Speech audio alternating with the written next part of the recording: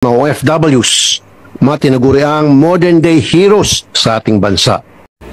So ito nga mga kabayan, paulit-ulit nga ang mga ganitong pangyayari na laging pinupuri ang mga OFW dahil nga raw malaki ang ambag ng mga OFW sa ekonomiya ng ating bansang Pilipinas. Dahil kung wala daw tayong mga OFW ay baksak ang ekonomiya ng ating bansang Pilipinas. Pero bakit ganito mga kabayan? Pag OFW na ang humingi ng tulong ay hirap makakuha ng ayuda sa ating gobyerno.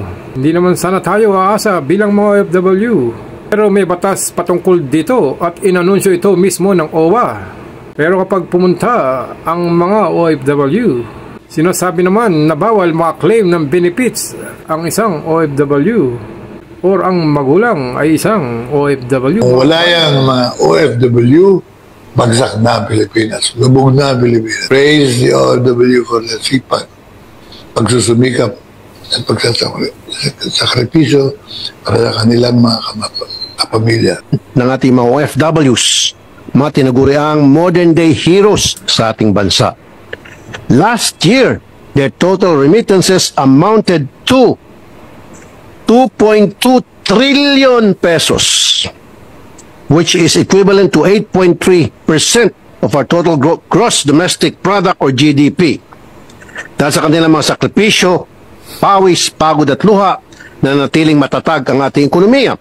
Almost 10% ng ating GDP galing sa OFWs nung naghihirap tayo. Pera nila ang inaasahan natin hanggang ngayon. They're a big part of our GDP. Tapos pag ibabalik natin sa kanila, titipirin natin. Paulat kamakailan na pati itong mga asawa ng ating overseas Filipino workers na napabilang po sa low semi-skilled worker category na nagtatrabaho na abroad na 1 year and above ay kabilang na at na maaring makinabang sa mga benepisyo at pribilehyo sa ilalim po ng Solo Parents Act po natin. Kayo na po ang magpaliwanag. Opo, kasama na po dun sa ating Expanded Solo Parents Welfare Act ngayon, kasama na po yung ating mga spouses ng OFW. So, in-include po natin sila kasi po unang-una, hindi lang naman po financial need ang kailangan po ng mga dependents, di ba? Tama po. Ng mga pamilya o yung mga children po ng mga OFW. Alam po natin ngayon na marami pa po silang mga kailangan, particularly yung mga psychosocial need, emotional support. Kung kaya't nakita po namin yung iba po pang pangangailangan na isang OFW na pamilya, kaya po in-include na po natin sila dito sa bagong batas. At ang bagong batas po kasi hindi lamang nakasentro sa financial need. So marami pa po tayong package of interventions na pwede pong ma-avail ng ating mga solo parents group. Okay.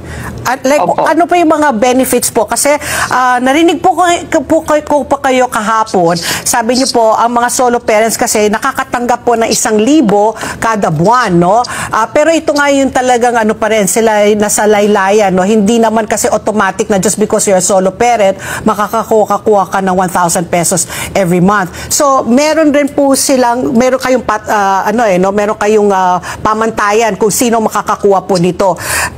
Ano pa yung karagdagan pong nakukuha aside from the 1,000 pesos po?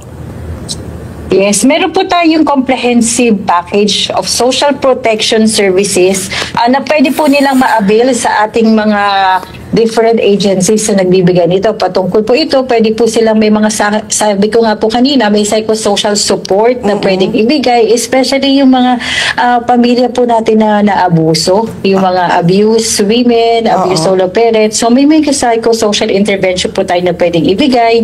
Meron din po tayong mga in crisis, di ba? Meron din po kasi mga solo parents in crisis. So ngayon po, pwede po silang mabigyan ng mga medical assistance, burial assistance, depende po sa pangangailangan nila o sa sitwasyon nila. And then we also have education benefits. Yun po ay no-offer naman ng ating DepEd, SHED at TESDA na doon po sa mga prioridad natin ng mga low-income earners. Particularly po, nakafocus tayo yung binanggit niyo po kanina sa subsidy, ano? Yung 1,000 pesos monthly subsidy hindi po ito para sa lahat ng solo parent. Yes. Ang ating focus po dito is yung ating low income earners o yung below minimum wage or 250,000 annually na income. Oo. Okay. Pero they will still undergo the assessment of a social worker. Yeah. So, titingnan pa rin pa po yun. So itong mga pasukan na solo parent, kung ikaw ay mag-isa, no, na nagbibigay ng pangangalaga at suporta dun sa anak o mga anak, ang mga kadahilanan kung ikaw ay kamukha nun, OFW yung asawa mo, so naiwan ka dito sa Pilipinas. Kung ikaw ay byuda o byudo, sino pa yung mga pasok dyan bilang na mapapabilang na solo parent po, Ase? Actually po, hindi lang po yung biological parents ang kasama ngayon. So, nire-recognize na rin po natin even yung legal guardian, adoptive and foster parent. Mamaya na po yung legal guardian, yung munang mga biological. And then we go to, kasi nga magugulat din sila kung kayo ay kamag-anak na legal guardian, not necessarily na kayo yung magulang. Yun muna pong mga magulang na na entitled na counted as solo parent po. Ano po yung circumstances kung bakit po sila solo parent? Ayan. So, unang-una po, sabi niyo po kanina, yun namatayan. So, kayo po ay nabalo, Byuda. pwede po kayo, byuda, pwede po kayo makonsider na solo parent. Yung inyo pong spouse, no, ay may mental incapacity. No. So, ibig sabihin po, no, wala po silang kapasidad to provide support and care sa kanilang pamilya. Yun po ay pwede na po makonsider as solo parent. At kung yung inyo pong spouse ay nakulong na within 3 months or more, minimum, pwede na rin po kayo, minimum of 3 months, pwede na po rin kayo ma-qualify as solo parent. Shout out ako sa OWA. Ano naman tong pinagkakalat nyong fake news, ha? Yung ang sabi nyo, yung mga OFW na may mga anak na pinag-iwan doon sa Pinas, yung pinag-iwanan ng mga anak ay consider as a solo parent. Yun talaga yung sinabi nyo sa interview nyo. Tapos, ang sabi nyo pa, pumunta lang sa LGU, sa social worker, para magsabi doon na nag-iwan mo yung anak ng isang OFW nasa sayo, ma-considered ka as solo parent. Tapos, nung pumunta doon, yung pinag-iwanan ko ng anak ko, kasi nagtanong, curious kung totoo ba, di ba? Kasi kung totoo, di sayang din naman, kaysa naman nakawin lang ng mga buhaya dyan, di ba?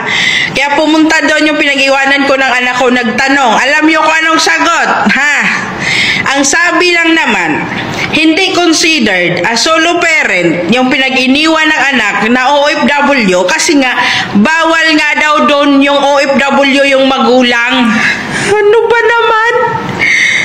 Kaya nga pumunta doon kasi nga sabi considered as solo parent yung pinag-iwanan namin ng mga anak namin bilang isang OFW, nandito kami sa ibang bansa. Klaro yung video. Tapos nung pagdating doon, ang sabi, bawal makaklaim as solo parent yung OFW, yung nanay, yung tatay, etc. Para kanino ba talaga yan? Ang hirap nyo, ha? Kami mga OFW, hindi naman sa nagmamataas kami. Mas malaki yung ambag namin kada buwan sa gobyerno sa Pilipinas. Yung mga remittance namin buwan-buwan, mas malaki yung nakukuha ninyong tax. Mas malaki yung nananakaw ninyo. Tapos pag ayuda para sa mga OFW, ayaw nyo ibigay kasi OFW kami. Ano kami dito? Namumulot kami ng pera. Ano kami dito? Mayaman kami. Kaya hindi kami bibigyan ng ayuda. Kahit pa 1,000 o 500 lang yun kada buwan, okay na yun. Tatanggapin namin yun. Kaysa naman nakawin nyo lang at ipapakain nyo lang sa mga buhaya dyan. Di ba? Nakakaluka kayo, ah. Pag OFW walang ayuda, kahit para sa amin ayaw ibigay. Kasi OFW, mayaman kami dito, mayaman. Kaya nga hindi kami nakauwi ng Pinas agad-agad kasi hirap dito, di ba? Kasi kailangan namin magtipid para may maipadala, para may tax kami, para may manakaw kayo dyan. Tapos hindi nyo na lang kami bigyan, kahit piso-piso man lang. Di ba? Hoy, mahiya naman kayo, ay! Pinapaasa nyo na naman kaming OFW. Klaro-klaro yung video. Kayo mga OFW, considered yung pinag-iwanan nyo sa mga anak nyo doon sa Pilipinas as solo parent. Pumunta lang kayo sa mga lungsod niyo, sa municipality ninyo, sa LGU, tapos sa MSWD, sa social worker, magtanong kayo doon kung ano yung mga requirements. Tapos nung pumunta doon, nagtanong, ang sagot, bawal yung OFW. Anak kayo ng tipaklong. Ayusin nyo naman yung mga pinapaliwanag nyo.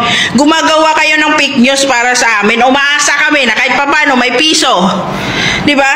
Kahit magkano yung tatanggapin namin yun bilang isang OFW. Kasi okay na yan kahit papano. Nakakatulong yun. Diba, compared naman sa nanakaw yung tax buwan-buwan, ang daming nagpapadala buwan-buwan, ang laki ng tax na nakukuha ng gobyerno sa mga OFW buwan-buwan. Tapos pag ayuda, bawal kami kasi OFW kami, kami nga yung pinakaunang source of income, diba? Hoy! Mahiya naman kayo. Pag nagsabi kayo dyan, ha? Pag nagsabi kayo, especially itong uwa, paasa kayo eh. Pag nagsabi kayo, ayusin yung paliwanag nyo. Huwag yung ganun. Diba? Pinapaasa nyo kami. Pagdating doon, sabi, bawal OFW. Bakit mayaman kami? Bakit nagpupulot kami ng pera dito? Humiga kami ng pera? Hoy, kailangan namin magkuskos na inodoro bago kami magkapera. Kaya kami nandito kasi walang trabahong matino dyan sa Pilipinas. Ang liit ng sahod. Diba? Tapos pag may ayuda, wala kami. Wala kami. Wala kami. Wala talaga kami. Bawal kaming bigyan. Ano kami, mayaman? So ngayon, under sa bagong expanded solo parents law, yung pinag-iwanan nyo sa anak nyo, considered yun na solo parents. Tama ba? O, hindi ka alam yun. Hindi po eh. So ngayon, alam nyo na. Alam na. So, sabihan nyo yung mga pinag-iwanan nyo sa mga anak nyo. Okay, hindi totoo na kunwari pinag-iwanan yung asawa nyo. Asawa nyo. Wala ang asawa. Teka muna. Teka muna. Asawa nyo nga. Hindi, wala. Oo nga, example na lang.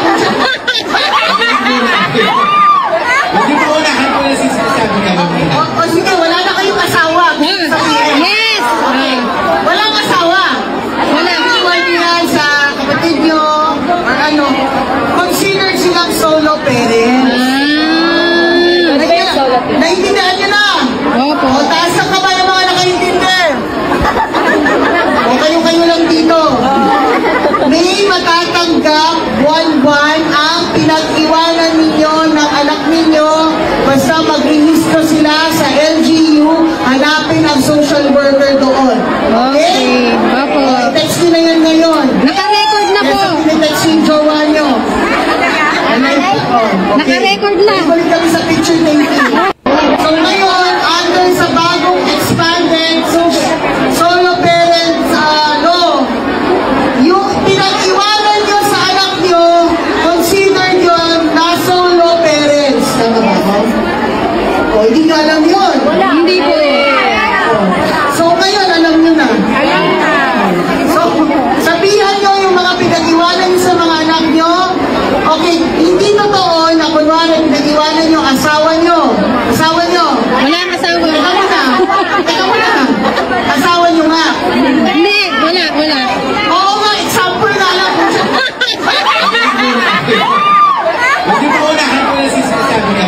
O sige, wala na kayong asawa. Yes. Walang asawa. Wala. Iwan nyo yan sa kapatid nyo or ano. Considered silang solo parents. Naintindihan nyo na. Opo. O taas ang kamay ang mga nakaintindi. O kayo lang dito. May matatanggap buwan-buwan ang pinag-iwanan ninyo ng anak ninyo basta mag-rehistro sila sa LGU, hanapin ang social worker doon. Okay? Opo. Text nyo na yan ngayon. Naka-record na po. Yes, text yung jowa nyo. Naka-record na. Balik kami sa picture, thank you. Kaya nga mga kabayan, nakakasama man ito ng loob. Kung walang ayuda ang mga OFW, lalong-lalo na kung matatagal na tayong nagtatrabaho sa ibang bansa. Lalo na, ang OWA mismo ang nag-anunsyo nito. Pero mga kabayan, hindi ko kayo dinidiscourage sa pagpapamiyembro sa OWA. Dahil kailangan po talaga natin ang OWA bilang members at insurance natin habang tayo ay nagtatrabaho sa ibang bansa mga kabayan.